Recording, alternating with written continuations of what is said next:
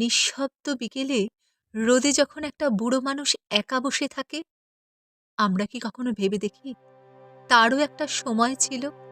কখনো তিনি ছিলেন পরিবারের সবচেয়ে ব্যস্ত মানুষ। সবার আগে উঠতেন, সবার শেষে ঘুমোতেন। সন্তান মানুষ করেছেন, সংসার টেনে নিয়েছেন, নিজের ইচ্ছেগুলোকে তালাবন্ধ করে রেখেছেন শুধু আমাদের হাসি মুখ দেখার জন্য।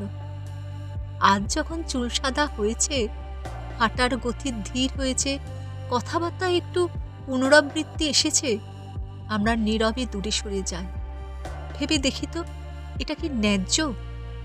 বৃদ্ধ মানুষগুলো কখনো বাড়তি কিছু চায় না। তারা টাকা পয়সা নয়, শুধু একটু কথা, একটু খোঁজ নেওয়া, একটু পাশে বসা, এইটুকুই চায়।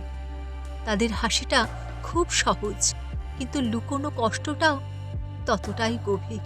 একদিন তারা আমাদের হাত ধরে পথ দেখাতো, আজ তারা কাঁপা হাতে আমাদের হাতটা খুঁজে বেড়ায়।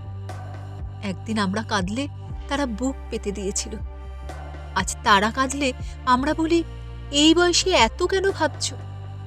মনে রাখবেন, সময় নিষ্ঠুর। আজ আমরা তরুণ, কাল আমরাও হব সেই ধীর পায়ের বৃদ্ধ মানুষ, যাদের কথা কেউ মন দিয়ে শোনে না, যাদের হাসিতে কেউ থামে না। বৃদ্ধদের ভালোবাসা মানে শুধু দয়া নয়, এটা কৃতজ্ঞতা, এটা সম্মান, এটা আমাদের মানবিকতার সবচেয়ে বড় প্রমাণ। মায়ের কাঁধে মাথা রাখবেন, বাবার হাতটা একটু শক্ত করে ধরবেন, গ্রামের দাদু দিদার কাছে গিয়ে বসে থাকবেন। বিশ্বাস করুন, এই ছোট্ট ভালোবাসা তাদের বেঁচে থাকার সবচেয়ে বড় শক্তি।